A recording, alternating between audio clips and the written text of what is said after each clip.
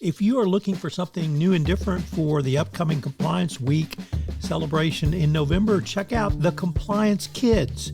It's my 3-book children's series on compliance and compliance professionals for children. But they make great gifts and great training tools for your employees. You can check it out on Amazon.com. We've linked to it in the show notes.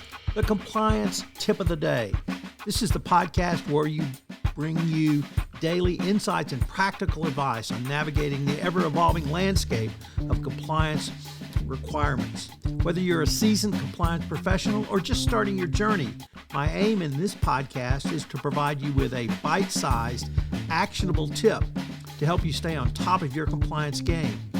Join us as we explore the latest trends from the Department of Justice, share some best practices, demystify complex compliance issues to help keep your organization doing business ethically and in compliance, and at the end of the day, more profitably.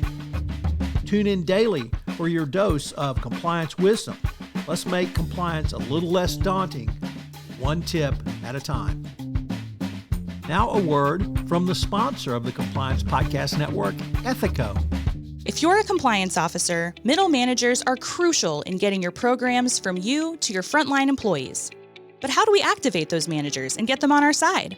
Ethico's new Middle Manager Toolkit equips you with the skills needed to empower your managers, to promote a culture where ethical behavior thrives and employees feel empowered to speak up. Learn how to turn frontline managers into ethical leaders with our new white paper, Empowering Middle Managers as Ethics Champions. And did I mention you can get the whole toolkit for free? Head to ethico.com to download the full toolkit today. Today I want to look at Lon Chaney's portrayal of the Wolfman in the context of what compliance officers need to do to support whistleblowers. This movie is one of the great classic horror stories about a man who becomes a werewolf. It's a tale of isolation, fear, and the struggle for survival in the face of overwhelming and a terrifying transformation. In short, it is perhaps the most psychological of all the Universal movie monsters. This, for compliance professionals, however, the Wolfman provides a vivid metaphor for the journey of whistleblowers. Whistleblowers often find themselves isolated, facing potential retaliation, and struggling to navigate the consequences of their decision to report wrongdoing. So what are the lessons for the compliance professional from the Wolfman? Number 1, create a safe space. In the movie, Larry Talbot is plagued by the knowledge of his transformation, but finds no one willing to help or believe him. He is trapped in a new reality, just as a whistleblower can feel trapped by the knowledge of corporate misconduct. The first step is supporting whistleblowers. Speaking up is creating an environment where they feel safe and encouraged to speak up. The 2024 ECCP underscores the importance of building a culture where employees feel empowered to raise concerns. 2, transparency throughout the process. Just as Larry Talbot struggles with the unknown and is left in the dark about his fate, whistleblowers often find themselves cut off after making a report.